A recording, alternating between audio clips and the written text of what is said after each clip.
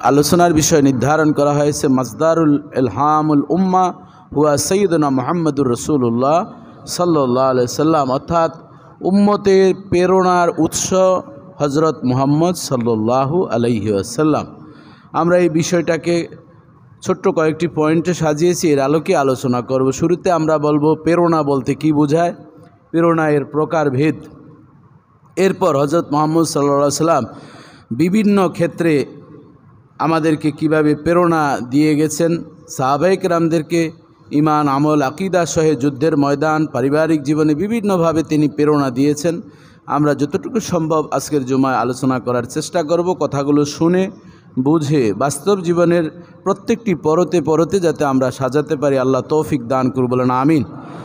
সম্মানিত সুধী, প্রেরণা এটা উৎসাহ, উদ্দীপনা, আমরা যেটাকে মোটিভেশন বলে থাকি। আমরা মোটিভেশন লেকচার শুনি কিসের জন্য? যাতে করে আমাদের ভিতরে একটু প্রেরণা আসে, উৎসাহ আসে, উদ্দীপনা আসে, একটু চেঞ্জ হই এভাবে।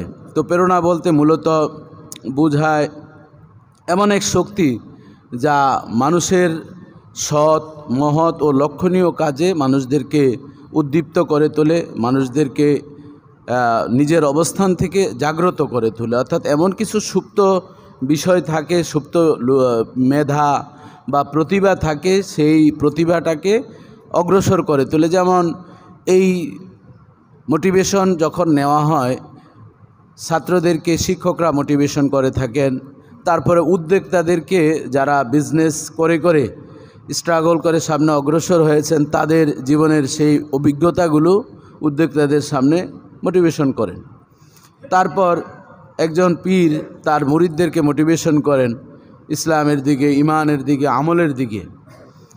আমি যেমন আপনাদেরকে প্রতি শুক্রবারে মোটিভেশন করি কিভাবে আমাদের জীবনটাকে সাজানো যায়, ইসলামের দিকে কিভাবে আনা যায়, কি কি ত্রুটি বিচ্যুতি আছে সেগুলি সংশোধন করে একজন আলোকিত মানুষ কিভাবে হওয়া যায়, এই সব বিষয়গুলোকেই মোটিভেশন বা উৎসাহ, উদ্দীপনা বলে থাকি।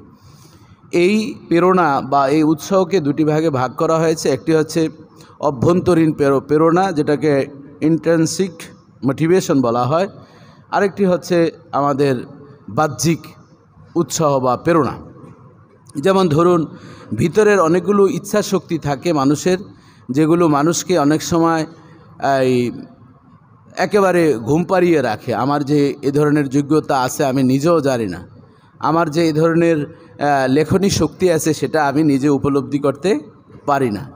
এরকম আপনাদের মাঝেও কিন্তু অনেক এভাবে প্রেরণা, উৎসাহ আছে, কিন্তু অনেক সময় আমাকে দিয়ে কি সম্ভব একটা আর্টিকেল লেখা, আমাকে দিয়ে কি 2 লাইন লেখা কি সম্ভব, এগুলো আমাকে দিয়ে হবে না। ব্যবসা কি আমাকে দিয়ে সম্ভব? এই ধরনের অভ্যন্তরীণ কতগুলো শক্তি আছে যেগুলো আমাদেরকে একেবারে মানে জাগ্রত করা থেকে ব্যাহত করে। এই জন্য এমন কিছু প্রেরণা, যেটা অভ্যন্তরীণ প্রেরণা, সেই সুপ্ত বা ভিতরের উৎসাহগুলোকে, প্রতিভাগুলোকে উৎসাহের মাধ্যমে জাগ্রত করে তোলা। যেমন ধরুন, এজ এ টিচার হিসাবে একজন টিচার যদি কেমিস্ট্রির টিচার হয়, উনি ভাবেন যে মনে হয় আমি বায়োলজি সম্পর্কে আমার সেরকম আমি পারবো না, কিন্তু উনি সেটাও পারবেন যদি একটু চিন্তা করেন। একজন আর্টসের ছাত্র, সে যদি বলে আমাকে দিয়ে কখনো বিজ্ঞান সম্ভব না, আমি হায়ার ম্যাথ এগুলো সম্ভব না, কিন্তু দেখা যায় তাকে যখন এটা বোঝানো হয় সে ভালোভাবেই কি বুঝে। আবার দেখুন, একজন আরবি পড়ে, সে ইংলিশ তার ভিতরে এরকমভাবে পড়ে আছে, তার মেধা তো একই, মেধাকে যেদিকে ধাবতি করে সেদিকে কি যায়, কিন্তু দেখা যায় যখন তাকে ইংলিশ সম্পর্কে গ্রামার আর্টিকেল বোঝানো হয় তখন দেখা যায় সে ইংলিশেও কি ভালো। একজন ছাত্র ভালো হলে তার ভিতরে যেটি চাষাবাদ করা হয় সেটি তাকে কনসেপ্ট দেওয়া যায়, সেখান থেকে একটা আউটফুল ভালো ফলাফলও পাওয়া যায়। এজন্য অভ্যন্তরীণ প্রেরণা, একজন ধর্মীয় ব্যক্তিত্ব তার ফলোয়ার্স যারা আছে তাদেরকে এভাবে মোটিভেশন করা, তাদেরকে উৎসাহ দেওয়া। যেমন একজন ব্যক্তি নামাজ পড়তে আসে না, আপনি যদি বলেন যে তুমি নামাজ পড়ো না, তুমি আর কাফেরের মাঝে কোনো পার্থক্য নেই। যে মুমিন এবং কাফেরের মাঝে পার্থক্য আছে তরকুস সালাত, নবী করিম সাল্লাল্লাহু আলাইহি ওয়াসাল্লাম বলছেন তো একজনকে আপনি কাফের বানিয়ে দিলেন, নামাজ পড়লো না, এতে লাভ হলো না লস হলো? আপনি তাকে মোটিভেশন করবেন, এটা হচ্ছে অভ্যন্তরীণ, যে তুমি নামাজ এতদিন পড়ো নাই, তাতে কি হয়েছে, আজকে থেকে শুরু করো বন্ধু। 5 ওয়াক্ত নামাজের অন্তত ফজর তুমি পারবা না, এটা আমি নিশ্চয়ই জানি, এসব তুমি পারবা না, অন্তত জোহরের নামাজটা একটু পড়ো, সুন্নতের প্রয়োজন নেই, 4 রাকাত কেবল ফরজ পড়ো। আসর চেষ্টা করবা শুধু ফরজটা পড়া যায়, আর মাগরিবের কিন্তু শুধুমাত্র 3 রাকাত পড়লেই চলবে, আর 2 ওয়াক্ত দরকার নেই। আপনি তাকে আস্তে আস্তে আস্তে আস্তে করে তাকে প্রেরণা যোগান। এখন একটা লোক জোহরের নামাজে আসলো বা জোহরে আসলো না, মাগরিবে আসলো, আপনার সাথে দেখা হলো, ও কোনো ঠেলা পড়ছে মনে হয় বাসা থেকে তাই আসছো, ও সামনে নির্বাচন করবে এই জন্য মনে হয় আসতেছ। মানে এই যে আপনি তাকে কি করতেছেন, ইগনোর করতেছেন, এবং এই মোটিভেশনটা আপনার মানে যথোপযুক্ত প্রেসক্রিপশন হচ্ছে না, এটি হচ্ছে আপনার খোসা দেওয়া, একজনকে আলপিন দেওয়া। এজন্য সেটা না দিয়ে যে খুব ভালো লাগছে, আজকে মনে হয় মসজিদটা পরিপূর্ণ হয়ে গেল, তোমার এই চেহারা দেখে মসজিদটা কি আলোকিত হয়ে গেছে, তখন সে ভাববে যে সত্যিই তো আমাকে ও এত উৎসাহিত করছে। না দোস্ত, বন্ধু, তুমি যখন নামাজে আসবা আমাকে একটা ফোন দিও। ফজর তো নামাজ পড়ি নেই, বুঝ হওয়ার পর থেকে আমি অ্যালার্ম দিই, আবার নিজেই বন্ধ করে শুয়ে, তুমি খালি ফোন দিতেই থাকবা, আজ থেকে আমি আর সাইলেন্ট করব না। তো প্রথম দিন ফোন দিল, সে ধরে নেয়, দোস্ত তোর কথায় কাজে মিল নেই, তুই ফোন সাইলেন্ট করে রাখছো, অসুবিধা নেই, সাইলেন্ট করছো, তাতে কি হয়েছে, প্রথম তো এটা একটু এমন হবেই, কারণ তুমি তো এইভাবে অভ্যস্ত, অসুবিধা নেই, আগামীকাল তোমাকে দিব, অথবা তোমার বাসার সামনে এসে আমি নক করব, সিকিউরিটিকে দিয়ে তোমার বাসায় কোনো ডিস্টার্ব ফিল করবে না তো? ভাবি বলছে না অসুবিধা নেই, সেও নামাজি, সে আমাকে অনেক বলে, কিন্তু আমি নিজেই ডিস্টার্ব আমার পরিবারের মধ্যে, তা অসুবিধা নেই, তাহলে ঠিক আছে। এই যে আপনি 2 জন বন্ধুকে 3 জন বন্ধুকে নামাজের সময় আপনি ফোন দিলেন, সে রিসিভ করে আপনাকে একটা ধমকই দিল, কারণ তার মাথায় এখন ঘুম, রাত 1টা পর্যন্ত সে টক শো দেখছে, এরপর ফেসবুক টিপছে, ইউটিউবের নানান কুখাদ্য গ্রহণ করে 2:30 3টায় ঘুমাইছে, ওই মুহূর্তে ফজরে 5টা সোয়া 5টায় মসজিদে আসা, এটা একটা কি ডিফিকাল্ট। এই জন্য তার মাথা চওড়া থাকতেই পারে, আপনাকে যদি একটা কটু কথাও বলে আপনি এর কোনো উত্তর দিবেন না। তার সাথে দেখা হলো, দোস্ত তোমার ঘুম নষ্ট করেছে, আই এম এক্সট্রিমলি সরি, দুঃখিত, আর তোমাকে ডিস্টার্ব করবে না। তুমি যদি বলো আগামীকাল একটা ফোন দিব, তুমি কি বলো? হ্যাঁ অবশ্যই দিবা, আমি তোমাকে এমন একটা পোষা কথা বলছি, এরপরেও তুমি আমার সাথে এত সুন্দর করে বলতেই তো হবে, তুমি বলতেই পারো। এই যে একটা মানুষকে এই যে ইন্টারনাল এভাবে আপনি যে তাকে এই মোটিভেশন করছেন, তখন দেখা যাবে 1 দিন 2 দিন 3 দিন করতে করতে সে মসজিদে আসবে, নামাজ পড়বে, দাড়ি ছিল না দাড়ি রাখবে, সুদ ঘুষের সাথে জড়িত ছিল, আস্তে আস্তে তার প্রশংসা করবেন। রাসূলুল্লাহ সাল্লাল্লাহু আলাইহি ওয়াসাল্লাম বলছেন, সাহাবায়ে কেরামদেরকে উনি হাতে কলমে শিক্ষা দিতেন, কিন্তু আমরা সেভাবে পেরে উঠি না, অনেকগুলো কারণেই। রাসূলুল্লাহ সাল্লাল্লাহু আলাইহি ওয়াসাল্লামকে বিনা দ্বিধাই মানত, কিন্তু আমাদেরকে সেভাবে মানার ক্ষেত্রটা অনেক কম, সংকুচিত। এজন্য যেমন রাসূলুল্লাহ সাল্লাল্লাহু আলাইহি ওয়াসাল্লাম বলতেন, বাশশিরু ওয়ালা তুনাফিরু, তোমরা তোমাদের ভাইকে সুসংবাদ দাও, দুঃসংবাদ দিও না, কারণ দুঃসংবাদের ডায়েরি সবার কাছেই কি আছে, সুসংবাদের ডায়েরিটা কি খুব ছোট, এজন্য মানুষদেরকে কি সুসংবাদ দাও। এজন্য রাসূলুল্লাহ সাল্লাল্লাহু আলাইহি ওয়াসাল্লাম দেখবেন সব সময় সাহাবায়ে কেরামদেরকে কি সুসংবাদ দিতেন। একটা ঘটনা হাদিসের বলতেই হয়, বলবো? আপনারা আছেন তো মসজিদে সবাই? একজন মহিলা রাসূলুল্লাহ সাল্লাল্লাহু আলাইহি ওয়াসাল্লামের কাছে আসলেন, এসে বলেন, ইয়া রাসূলুল্লাহ, আমার তো অনেক অর্থ সম্পদ আছে, কিন্তু আমি এমন একজন সাহাবী চাই যে খুবই গরিব, কিন্তু তার 3টা গুণ যদি থাকে তাকে আমি কি আমার স্বামী হিসাবে গ্রহণ করব। কোনো মেয়েরা কি এরকম অফার দেয়? এই যুগে তো নাই, আগের যুগে নবীজির জামানায় ছিল, বা এরকম 2-4 লাখে 2-1 থাকতেও পারে এখন। তো রাসূলুল্লাহ সাল্লাল্লাহু আলাইহি ওয়াসাল্লাম অনেক সাহাবীদের মধ্যে থেকে খুঁজে টুজে একজনকে বের করছেন, কারণ ওই মহিলা খুব সুশ্রী, উচ্চ বংশের, সব কিছু তার এ ক্লাসের মহিলা। সে চেয়েছে একজন গরিব, কিন্তু দেখতো সুন্দর না, মানে যতগুলো নেগেটিভ আছে সবগুলোই, কিন্তু সে চাচ্ছে এই 3 আমলালা একজন সাহাবী তার দরকার। সে যত ধরনেরই নেগেটিভ থাকুক, পজিটিভ হবে কয়টা আমলে? 3টা আমলে। ভালোভাবে কিন্তু শুনবেন, এই যে মোটিভেশন চলছে। বাবাজি বন্ধুরা আমার, জামানার পয়গম্বর কিভাবে সাহাবায়ে কেরামদেরকে প্রেরণা দিতেন, কিভাবে জগৎবাসীকে উৎসাহ দিতেন, কিভাবে আমলের জন্য উদ্বুদ্ধ করে তুলতেন। খুঁজতে খুঁজতে নামাজের পর সাহাবায়ে কেরামদেরকে বললেন, ও সাহাবীরা, তোমাদের মধ্যে থেকে কে বিবাহ করে না এমন যুবক কোন সাহাবী আছে? অনেক সাহাবীকে পাওয়া গেল। যখন 3টা শর্ত বলা হয়, একজন সাহাবীও ঠিক মতন উত্তরটা দিতে পারে নাই, সবাই চুপচাপ অবস্থায় আছেন। এভাবে কিছু সময় গেল, কয়েকদিন গেল। এরপর দেখা যায় ওই মহিলা আবার বলছেন, ইয়া রাসূলুল্লাহ, ইয়া হাবিবাল্লাহ, আমি আমার পাপ থেকে নিজেকে নিয়ন্ত্রণ করার জন্য একজন জীবন সঙ্গিনী আমার খুব প্রয়োজন হয়ে পড়েছে। তবে ওই 3 গুণওয়ালা সাহাবী আমার একান্ত প্রয়োজন। 3 গুণওয়ালা যুবক ছাড়া আমি যত সম্পদ থাকুক, চেহারা সুন্দর থাকুক, তাকে আমি আমার স্বামী হিসাবে গ্রহণ করব না। জামানার পয়গম্বর সাহাবায়ে কেরামদেরকে এমনভাবে প্রেরণা দিলেন। এক যুবক দাঁড়িয়ে গেল, চেহারা খুবই অসুন্দর, খুব বেশি লম্বাও নয়, যত ধরনের অসৌন্দর্যতা আছে সব তার মধ্যে পাওয়া গেল। সে বলল, ইয়া রাসূলুল্লাহ, ইয়া হাবিবাল্লাহ, আমি সেই 3টা গুণ জানতে চাই, শুনতে চাই, বুঝতে চাই।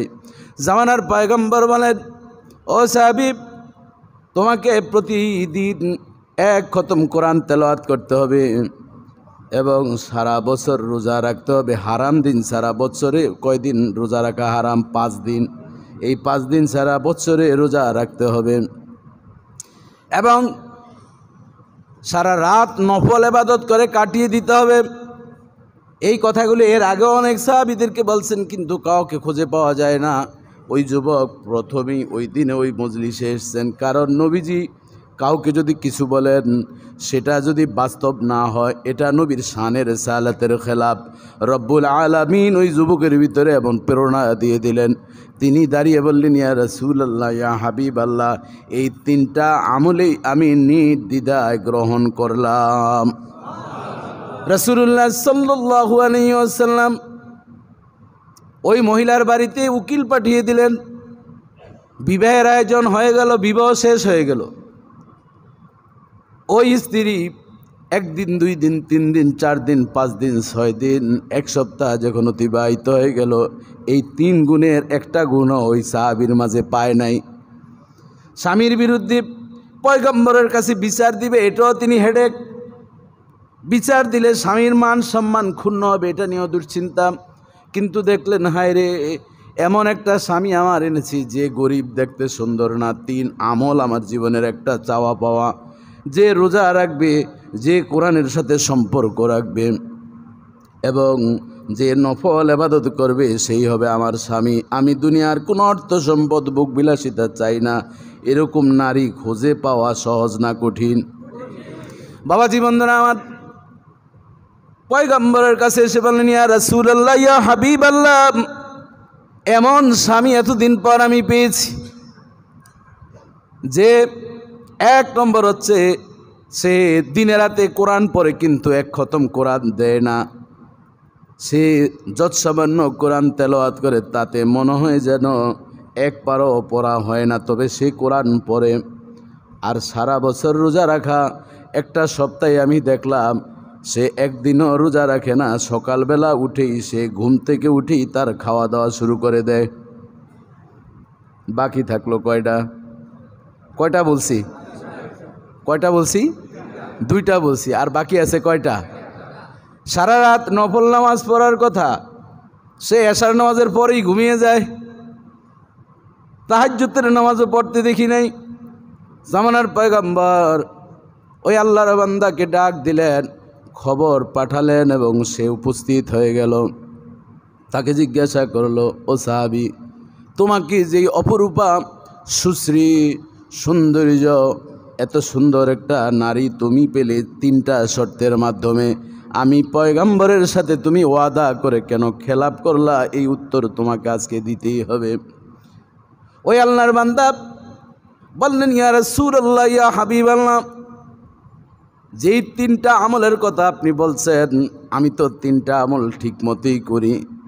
যদিও আমি সারা রাত নফল ইবাদত করি না, কিন্তু আমার মনে পড়ে কোনো এক আলোচনার মধ্যে আপনি বলছেন, যেই ব্যক্তি ফজরের নামাজ জামাতের সাথে আদায় করলো আর এশার নামাজ জামাতের সাথে আদায় করলো, রব্বুল আলামিন সারা রাত নফল ইবাদতের সওয়াব এই উসিলায় তাকে দান করে দেন। ইয়া রাসূলুল্লাহ, ইয়া হাবিবাল্লাহ, আমি মসজিদে নববীতে কালেমা পরে আপনার হাতে যখন ইসলাম ধর্ম গ্রহণ করেছি, অদ্যাবধি পর্যন্ত মসজিদে নববীর এক ওয়াক্ত জামাত আমার তরক হয় নাই। ফজরের নামাজ জামাতে পড়ি, জোহরের নামাজ জামাতে পড়ি, আসরের নামাজ জামাতে পড়ি, মাগরিবের নামাজ জামাতে পড়ি, এশার নামাজ জামাতে পড়ে খাওয়া দাওয়া করে আমি অতি দ্রুত বিছানায় চলে যাই। দ্বিতীয় নম্বর, ইয়া রাসূলুল্লাহ ইয়া হাবিবাল্লাহ, আপনি বলছেন, আমাকে শর্ত দিয়েছেন এক খতম কোরআন আমার দিনে রাতে যাতে হয়। আপনি তো কোনো এক বয়ানে বলছেন আমার যে উম্মত দিনে রাতে বা রাতে ঘুমানোর পূর্বে এশার নামাজের পর অথবা রাতে সে যদি একবার সূরা ইখলাস পড়ে কুল হু আল্লাহু আহাদ আল্লাহুস সামাদ লাম ইয়ালিদ ওয়া লাম ইউলাদ ওয়া লাম ইয়াকুল লাহু কুফুওয়ান আহাদ। জোরে জোরে বলেন আল্লাহু আকবার। ইয়া রাসূলুল্লাহ ইয়া হাবিবাল্লাহ, আপনি বলছেন আমরা যারা আপনার উম্মত একবার সূরা ইখলাস পড়ে তার আমলনামায় 10 পারা কোরআনের সওয়াব দান করে দেওয়া হয়। 10 পারা কোরআন খতম হয়ে যায়। দ্বিতীয়বার পড়লে 20 পারা, তৃতীয়বার পড়লে 30 পারা। আমি এমন দিন নাই এশার নামাজের পর 3 বার সূরা ইখলাস না পড়ে ঘুমাই, আমার এমন একটা রাত্র যায় নাই। এবার নবী বললেন, তাই তো আমিই তো বলছি। ওই মহিলা কাছে আসে না নাই? ইয়া রাসূলুল্লাহ ইয়া হাবিবাল্লাহ, উত্তর কয়টা? বাকি আছে কয়টা? ইয়া রাসূলুল্লাহ ইয়া হাবিবাল্লাহ, আপনি আমাকে বলছেন সারা বছর 5 দিন ব্যতীত রোজা রাখার জন্য, আমি তো ঠিকই রাখি। আপনি বলছেন মান সামা রমাদানা সুম্মাত বাহু সিত্তা মিন শাওয়ালিন কানা কাসিয়ামিদ দাহার। জোরে জোরে বলেন আল্লাহু আকবার। ইয়া রাসূলুল্লাহ ইয়া হাবিবাল্লাহ, আপনি বলছেন আমার যে উম্মত রমজানের পুরা মাস রোজা রাখি, রোজা রাখার পর শাওয়াল মাসের 6টা রোজা যারা রাখবে, রব্বুল আলামিন সারা বছর রোজা রাখার সব ওই বান্দাকে দান করবেন। আমি ইসলাম ধর্ম গ্রহণ করার পর, আমি রমজানের রোজা রাখার পর শাওয়াল মাসের রোজা আমি এখনো ছাড়ি নাই নবী গো। তাহলে আমার কথা, আমার আমল কোনোটা কি কম আছে না ঘাটতি আছে না কি পরিপূর্ণ আছে? নবীজি ডাক দেয়া বলছেন, ও আল্লাহর বান্দার স্ত্রী শুনে নাও, তোমার স্বামী যা করছে আমার নবীর আদেশ অনুযায়ী সে করছে, কাজেই তুমি ভালো একজন উত্তম স্বামী পেয়েছো। বাবাজি বন্ধুরা আমার, এবার স্ত্রী আবার খুশি, স্বামীকে বাড়িতে আদর যত্ন করে বলছেন, স্বামী তুমি যা করছো আমি এতদিন বুঝতে পারি নাই, যদি বুঝতে পারতাম জামানার পয়গম্বরের কাছে আমি তোমার বিরুদ্ধে অভিযোগ দিতাম না। ও স্বামী তুমি সাক্ষী থাকো, যেভাবে তুমি আমল করে যাচ্ছ, আখলিস দীনাকা ইয়াকফিকাল আমালুল কলিল। জামানার পয়গম্বর বলেন, আমার উম্মত শুনে নাও, তুমি ইখলাসের সাথে একনিষ্ঠতার সাথে অল্প আমল করবে, অল্প আমলেই তোমার নাজাতের জন্য যথেষ্ট হয়ে যাবে। বুড়ি বুড়ি আমল করবা, যে কোনো বিপদে পড়েছে ওই রাতে 100 রাকাত তাহাজ্জুদের নামাজ, এরকম লোক বাংলাদেশে আছে না নাই? বক্তব্য দেওয়ার সময় কইছে এমন রাত নেই 100 রাকাত তাহাজ্জুদ নামাজ না পড়ি। ওরে বেটা, তোর 14 গোষ্ঠী সহ একসাথে এক রাইতে 100 রাকাত পড়ছে, এরকম কিছু মানুষের বক্তব্য আমাদের দেশে ছিল কি ছিল না? অহেতুক মিথ্যা কথা, বানাউটি কথা ইবাদত নিয়ে যারা করবে, এটা জঘন্যতম একটা কবিরা গুনাহ। কথা ঠিক কিনা বলেন? আমরা আপনারও অনেক সময় আবেগের বশীভূত হয়ে বলেন যে আমি এমন দিন যায় না তাহাজ্জুদ নামাজ 2-4 ঘন্টা না পড়ি। আর 2-4 ঘন্টা কখন পড়বা তুমি? তাইলে ঘুমাইছো কখন? হ্যাঁ পড়ছো ঠিক আছে, গুড অ্যান্ড ওয়েলকাম, কিন্তু ফজরের নামাজ কাজা হয়ে গেছে। পড়ছো ঠিক আছে, মাসে একদিন আর 6 মাসে খবর নেই, এরকম আছে না নেই? আরেকটা গল্প বলবো, বাংলাদেশের গল্প। আমি এক মসজিদের এক সময় খতিব ছিলাম, বড় ব্যবসায়ী, সে মসজিদে আসে না, যাই হোক তার সাথে খাতিল করে মসজিদ পর্যন্ত আনলাম।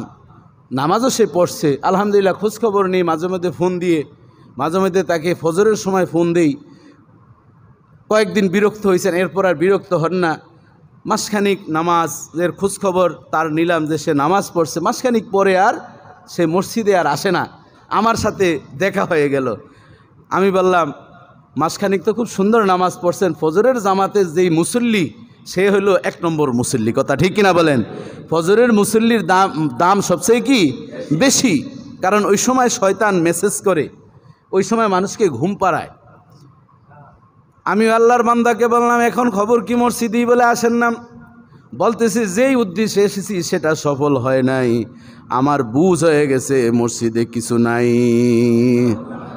নাউজুবিল্লাহ, জবান খুলে বলবেন না?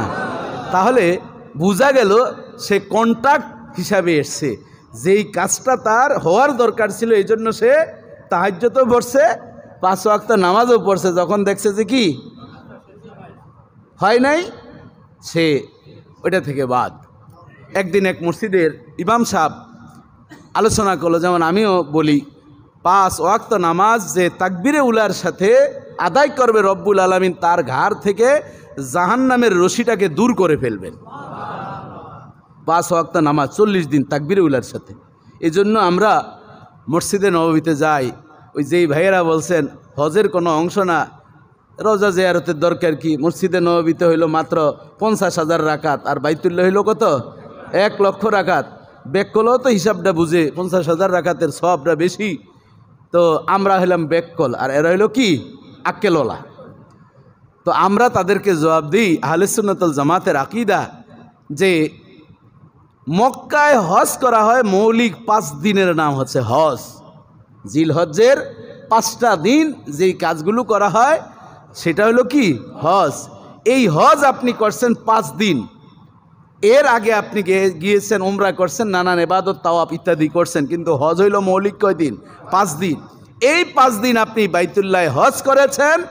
আর যদি মদিনায় গিয়ে নবীর রওজায় গিয়ে হাজিরা দেন, তাহলে আপনার ওই হজ রব্বুল আলামিন কবুল করবেন। না হয় ওই হজ মুআল্লাকুম বাইনাস সামাই ওয়াল আরদ, আসমান জমিনের মাঝে ঝুলে থাকবে। জবান খুলবেন আল্লাহু আকবার, আর জবান খুলবেন আল্লাহু আকবার। এটি হচ্ছে আমাদের আকীদা, এটি 4 মাযহাবের আকীদা। কারণ নবী করিম সাল্লাল্লাহু আলাইহি ওয়াসাল্লাম বলেছেন, মান যারা কবরি বাদা মামাতি কামান যারানি ফি হায়াতি। জামানার পয়গম্বর বলেন, ও আমার উম্মত, আমার ইন্তেকালের পর আমার যে উম্মত আমি নবীর রওজা মুবারকে সে উপস্থিত হয়, সালাম দেয়, জিয়ারত করে, কেমন যেন সে আমার জীবদ্দশায় আমার সাথে সাক্ষাৎ করলো। তাহলে এটা একটা পয়েন্ট। আরেকটা পয়েন্ট হচ্ছে 5 8 কত? 40।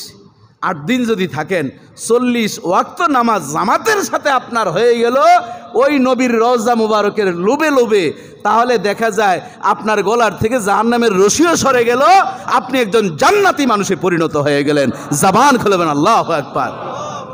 এক ইমাম সাহেব আলোচনার সময় বলল, ও যুবক, 5 ওয়াক্ত নামাজ আউয়াল তাকবীরে উলার সাথে যদি তুমি জামাতে আদায় করতে পারো, জাহান্নামের রশিও দূর হবে, মনের আশাও পূরণ হবে। তো ও চিন্তা করলো, সকিনার সাথে তো দীর্ঘ 6টা মাস ঘুরলাম, কোনো কাজ হলো না, আমাকে ইগনোর করে, পছন্দ করে না, যাক 40টা দিন অন্তত নামাজ পড়ে সকিনারে পাই কিনা দেখি। ওর কন্টাক্ট হলো কি সকিনা। ইন্নামাল আমালু বিন্নিয়াত ওয়া ইন্নামা লিমরিইম মা নাওয়া ফামান কানাত হিজরাতুহু ইলাল্লাহি ওয়া রাসূলিহি ফাহিজরাতুহু ইলাল্লাহি ওয়া রাসূলিহি ওয়া মান কানাত হিজরাতু ইলা দুনিয়া ইউসিবুহা আও ইমরাতিন ইয়াতাযাওয়াজুহা। জোরে জোরে বলেন আল্লাহু আকবার। বুখারী শরীফের প্রথম হাদিস, জামানার পয়গম্বর বলেন, প্রত্যেকটা কাজ নিয়তের উপর রব্বুল আলামিন পরিপূর্ণতা দান করেন। যে হিজরত করে আল্লাহ এবং তার রাসূলকে পাওয়ার জন্য, রাজি খুশির জন্য, সে আল্লাহ এবং তার রাসূলকেই পাবে। আর যে হিজরত করে, দেশ ত্যাগ করে, কারো পেছনে ছুটে দুনিয়ার জন্য অথবা নারীকে পাওয়ার জন্য, সে দুনিয়া এবং নারীকেই পাবে। তার হিজরতটা দুনিয়া এবং নারীর জন্যই হবে, আল্লাহ এবং রাসূলের সন্তুষ্টির জন্য হবে না। বাবাজি বন্ধুরা আমার, এটি বুখারী শরীফের প্রথম হাদিস। ওই যুবক দেখলো, ওরে সর্বনাশ, সকিনাকে আমার পেতেই হবে। পড়ি না 40 দিন। 40 দিন তার নামাজ কমপ্লিট হয়ে গেল, দেখা গেল সে সকিনাকে পেল না। ইমাম সাহেব এমন অবস্থা হলো, মুয়াজ্জিনের পাশেই সে প্রতিদিন এসে ফজরের নামাজ পড়েন, জোহর, আসর, মাগরিব, এশা। 40 দিনের পর আর সে নামাজেই আসে না, মসজিদে আসে না। ইমাম সাহেব বলল, আব্দুর রাকিব ছেলেটা কোথায়, এখন আর নামাজ পড়ে না কেন? মুয়াজ্জিন সাহেব খাদেম সাহেবকে বলে একটু খোঁজখবর নেন। যখন মুয়াজ্জিন খাদেম দেখা করতে গেল, আব্দুর রাকিব ভাই নামাজে কেন আসেন না? কয় নামাজে এসে কোনো লাভ নাই, আমার যে উদ্দেশ্য ছিল সেটা তো লাভ হওয়ার দূরের কথা, এখন আমাকে পুরা বাদেই দিয়ে দিয়েছে, আমার সাথে কথাবার্তাই বলে না, কাজেই নামাজ পড়ে আমার কোনো লাভ নাই। জোরে জোরে বলেন, আরও জবান খুলে বলেন নাউজুবিল্লাহ। এই ধরনের কন্ট্রাক্টর আমাদের সমাজে আছে না নাই? ও বাবা, খালি নগদে বিশ্বাসী, সকিনারে পাইতে হবে, আমি ঠিকাদার ব্যবসা করছি, টেন্ডারটা আমার পাইতেই হবে, এই জন্য ফিসা হুজুরের জন্য বিশাল হাদিয়ার বান্ডিল নিয়ে যায়, বিরাট প্যাকেট নিয়ে যায়, পায় না, কয় পীরের কাছে কিচ্ছু নাই। আছে না নাই? কোনো লাভ নেই, ওনার সাথে আমিই ভালো। কিন্তু আসল পীর হচ্ছে নিজের মা এবং বাবা। ওই কালো আঙ্গুর মা বাবারে দেয় না, দেয় যেটা টক টক ছোট্ট, ওই আগর বাগর যা আছে, যেটা 400 450 টাকার কেজি না, 250 300 টাকা, ওইটা দেয়। কথা ঠিক কিনা বলেন? মার কাছে বড় মাছ নিয়ে যায় না। মা কি খেতে চায়, বাবার কি লাগবে, এমন কয়জন ছেলে আছে যে আপনি আজকে জিজ্ঞাসা করে আসছেন, মাগো জুমার পরে তোমার জন্য কি আনবো, হাত জাগাতে বলে হয়তো 10-20 জন পাওয়া যায় কিনা, সন্ধ্যা বলেন হুজুর আমার মাই নেই, বাপ নাই, কি জিজ্ঞেস করবো? যাদের আছে তাদের জন্য বলছি, আজকে আপনি জুমার পরে গিয়ে মার সাথে বসে যাবেন, মা তোমার কি খেতে মন চায়, মা একটা জবাব দিবেন, আপনি এখন নোট করে নিতে হবে, না বাবা আমার কিচ্ছু লাগবে না, আমি তোদেরকে দেখলেই আমার মনটা ভরে যায়। জবান খুলেবেন আল্লাহু আকবার। এমন কোনো মা খুঁজে পাবেন না, সন্তান কিছু বললেই সাথে সাথে সে বলে হ্যাঁ এটা আনো, এটা আনো, সেটা আনো, কি এরকম বলে? সব সময় মাদের বৈশিষ্ট্য হচ্ছে যে না বাবা কিচ্ছু লাগবে না, আমি অনেক ভালো আছি, অনেক কিছুই তো খাওয়া আছে, আর কি দরকার? বাবা জীবনধনা আমার, তুমি ভালো থাকো, তুমি তোমার সন্তান নিয়ে সুখে থাকো, আমি দোয়া করি। এই কথাগুলো হচ্ছে মা বাবার বাবা জীবনধনা আমার। এই জন্যই আমি বলতেছিলাম আমাদের মোটিভেশন এভাবে হওয়ার দরকার আছে না নাই? ওই সাহাবী খুশি এবং তার স্ত্রীও খুশি হয়ে গেলেন। বাবা জীবনধনা আমার, এবার আসুন এবাদত কিভাবে আমরা করব, এবাদতের ভিতরে কিভাবে মোটিভেশন আল্লাহ তাআলা করেছেন। আল্লাহ তাআলা সূরা তোহার 14 নম্বর আয়াতে ইরশাদ করেন, ইন্নানি আনা আল্লাহু লা ইলাহা ইল্লা আনা ফা'বুদনি ওয়া আকিমিস সালাতা লিযিকরি। আল্লাহ তাআলা বলেন নিশ্চয়ই, ইন্নানি আল্লাহ, আমি একমাত্র আল্লাহ, লা ইলাহা ইল্লা আনা, আমি ছাড়া কোনো ইলাহ, আমি ছাড়া কোনো মাবুদ নাই, ফা'বুদনি, কাজে আমি তোমারে বানাইছি, চাওয়ার আগেই তোমাকে অক্সিজেন দিচ্ছি, চাওয়ার আগেই তোমাকে আহার দিচ্ছি, চাওয়ার আগেই যা চাও এর আগেই আমি তোমাকে সব দিয়ে দিচ্ছি রে বান্দা।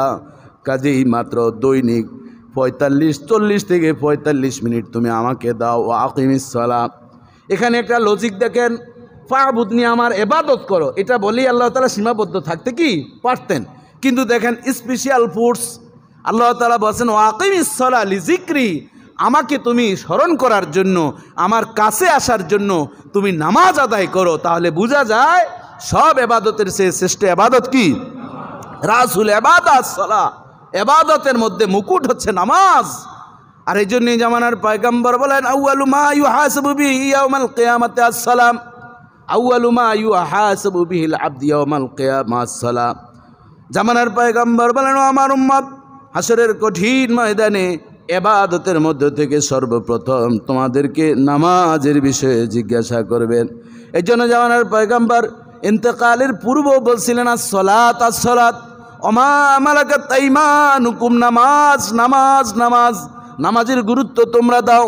আর তোমাদের অধীনস্থ যারা আছে, তোমাদের অধীনে যারা চাকরি করে, কাজ করে, কর্ম করে, তাদের সাথে তোমরা সুন্দর আচরণ করো।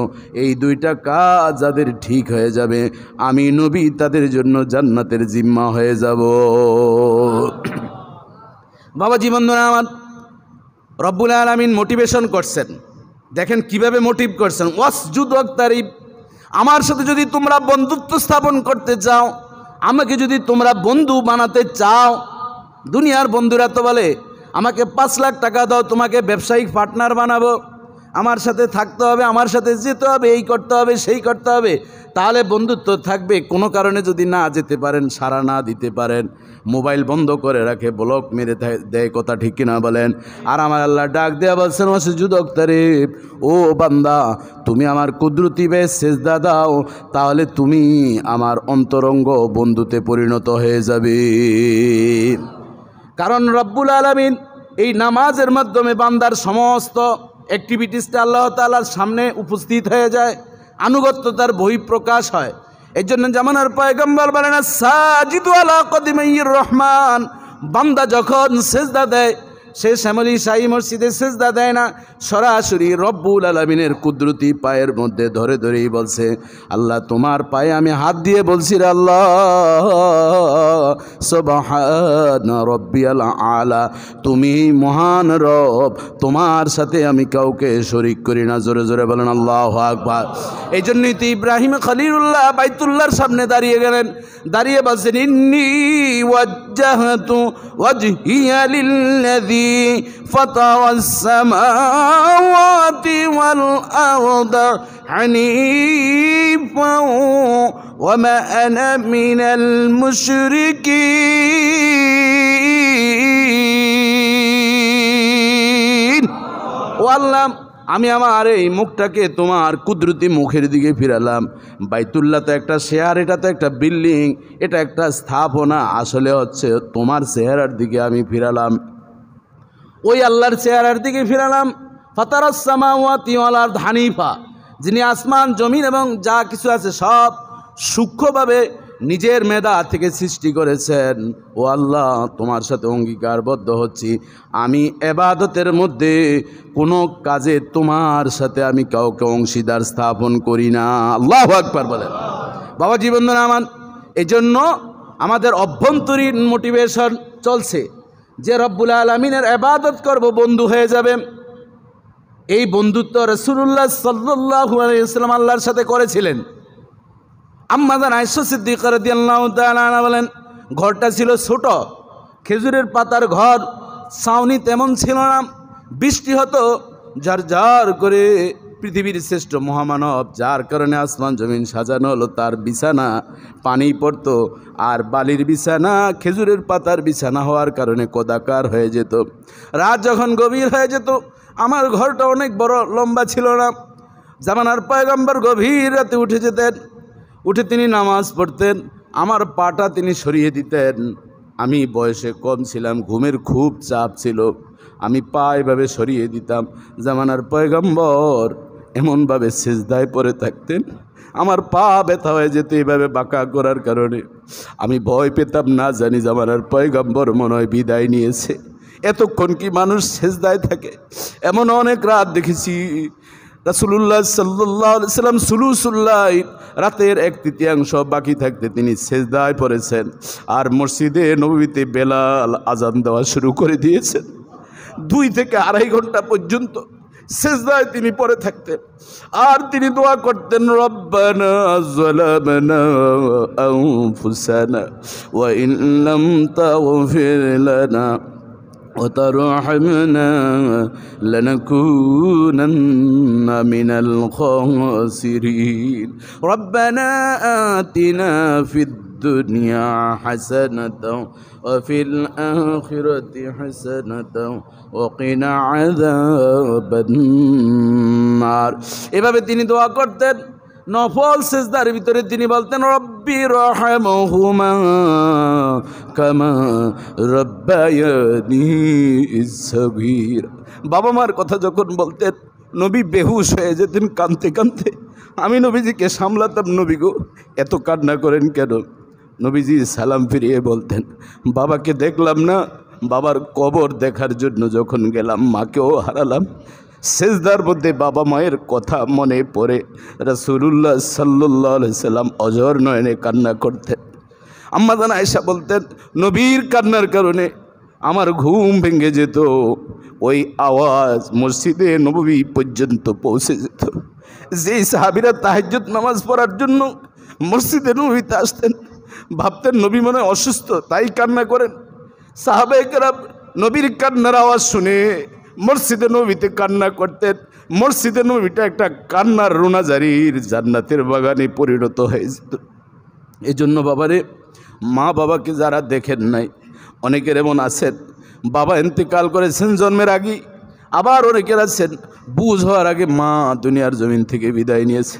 আমার জামানার পয়গম্বর নফল সিজদার মধ্যে তিনি বেশি বেশি দোয়া করতেন, রব্বি রহমহুমা কামা রব্বায়ানি সগীরা। আল্লাহ আমার আম্মা আব্বার কবরে আর আযাব দিও না। এভাবে রাসূলুল্লাহ সাল্লাল্লাহু আলাইহি ওয়াসাল্লাম মা বাবার জন্য যখন কান্না করতেন, সাহাবায়ে কেরামদেরকে বলতেন, আমার সাহাবীরা শুনে নাও, চোখ থেকে যখন পানি পড়ে যাবে, ওই পানিটা জমিনে পড়ার আগে মা বাবার জন্য যদি কোনো নেক সন্তান দোয়া করে, জমিনে পানিটা পড়ার আগে রব্বুল আলামিন ওই মা বাবার কবরের আযাব মাফ করে দিবে। আল্লাহর কাছে এই চোখের পানিটা বড় দামি। রাসূলুল্লাহ সাল্লাল্লাহু আলাইহি ওয়াসাল্লাম সাহাবায়ে কেরামদেরকে এজন্যই বলতেন, তোমরা বেশি বেশি সেজদা দাও, ওই সেজদার মধ্যে রব্বুল আলামিনের কাছে চাও। ফরজ নামাজের সেজদা ছাড়া, সুন্নতে মুআক্কাদার সেজদা ছাড়া, নফল নামাজের মধ্যে নফল সেজদায় তুমি এমনিতেই পড়ে থাকো, বাংলা ভাষায় তুমি দোয়া করো, আল্লাহ এই মুহূর্তে আমি তোমার হলাম, তুমি আমার হয়ে যাও, আল্লাহ আমি তোমার, তুমি আমারই। এভাবে রব্বুল আলামিনের কাছে যদি সেজদা অবনত হয়ে বান্দা চাইতে পারে, আমার প্রাণের নবী বলেন, সেজদা অবনত হয়ে বান্দা যেই দোয়াগুলো করে থাকেন রব্বুল আলামিন তাকে কখনো খালি হাতে ফেরত দেয় না। বাবাজি বন্ধুরা আমার, এবার আসেন বাহ্যিক প্রেরণা আমরা কেমন।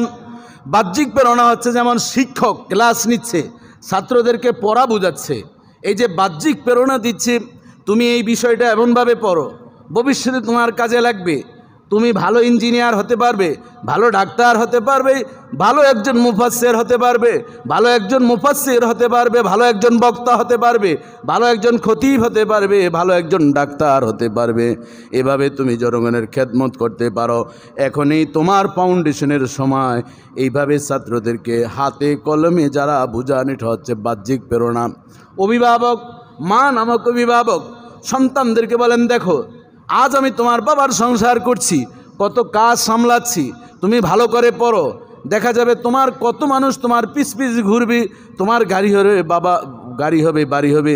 তোমার বাবা দিন মজুরি কত কষ্ট করে থাকেন, রোদে বৃষ্টিতে ভিজে ভিজে, গরমে ঠুসকি পড়ে যায় কৃষি কাজ করে। তুমি যদি ভালো পড়াশোনা করতে পারো, তুমিও তোমার চাচার মতন বিলাসী জীবন যাপন করতে পারবে। এভাবে যদি অভিভাবক বুঝায়, এভাবে যদি ধর্মীয় ব্যক্তিত্ব বোঝায়, বন্ধু যদি বন্ধুকে বোঝায়, বন্ধুরে নেশার সাথে জড়িত হবি না। আমি দেখ আমার জীবনে একটা সিগারেট টানি না, এরকম আছে না নাই যুবক, বহু যুবক আছে, সে তার বন্ধুদেরকে বুঝাবে, তাদেরকে বিভিন্নভাবে একত্রিত করে একটা খাবারের আয়োজন করলো, অফিসে তাদেরকে দাওয়াত দিল। যারা এদের নেশার সাথে জড়িত হয়ে পড়েছে তাদেরকে এভাবে কোরআন সুন্নাহর কথাগুলো যদি এভাবে বুঝাতে পারে, দেখা যায় আপনার আমার বুঝের কারণে, অভিভাবকের বোঝানোর কারণে, শিক্ষকের বোঝানোর কারণে, ধর্মগুরুদের বোঝানোর কারণে একটা অন্ধকার জীবন থেকে একটা আলোর জীবনের দিকে একটা মানুষ ফেরত আসতে পারে। কথা ঠিক কিনা বলেন? আমাদের পথশিশু অনেক আছে, দেখবেন তারা হার্ডওয়ারের দোকান থেকে ঘাম নেয়, ঘাম নিয়ে পলিথিনে ঢুকায়, এরপর নাক দিয়ে টানতে থাকে। এক ধরনের নেশা আছে না নাই? গতকাল আমি দেখলাম টঙ্গী স্টেশন রোডের ওদিকে 8-10টা যুবক ছেলে এ ধরনের নেশা টানতেছে, এর ভিতরে মেয়েও আছে। তাদের জীবনটা বড় দুর্বিষহ। অনেককে জিজ্ঞাসা করছি, তোমরা এভাবে কেন আসলে? তারা বলল, মা বাবার দোষী দিল যে বাবা আমার মাকে রেখে চলে গিয়েছে, মা কাজের লোক, বাসায় বাড়িতে কাজ করে, আমরা কোথায় থাকব, কিভাবে করব, কিচ্ছু জানিও না, বুঝি না, আমাদের জীবন নাই, বাসা নেই, মা আরেক পুরুষের সাথে ভেগে গিয়েছে, নানান ধরনের তাদের জীবনটা হচ্ছে বিষণ্ণ। ওই বিষণ্ণ মুহূর্তে তারা ওই আর অন্য যারা আছে তাদের সাথে মিশে তাদের জীবনটাও এভাবেই শেষ করে দেয়। কথা ঠিক কিনা বলেন? এই ধরনের পথশিশুকে নিয়ে যদি কোনো উদ্যোক্তারা যে আমরা পথশিশুকে নিয়ে স্কুল করব, এরকম করে, এক সময় করতে করতে এটার ভিতরে লোভ ঢুকে যায়। জাপান, আমেরিকা, চীন বিভিন্ন দেশে এই পথশিশুদেরকে নিয়ে বিভিন্ন ডোনেশন তারা করে। কথা ঠিক কিনা বলেন? দেখা যায় টাকাগুলো আনে, পরবর্তীতে তারা মারিং কাটিং শুরু করে, আসলে কাজের নামে ঠনঠন। আমার জানা মতে এরকম বহু উদ্যোক্তা আমি দেখেছি, 1 বছর 2 বছর 5 বছর ভালো ছিল, এরপর তারা ওই টাকাগুলো এনে সঠিক কাজে ব্যবহার করে না। যদি আমাদের সরকার বাহাদুরও যদি এভাবে এই শিশুদের সংখ্যা কিন্তু খুব বেশি না।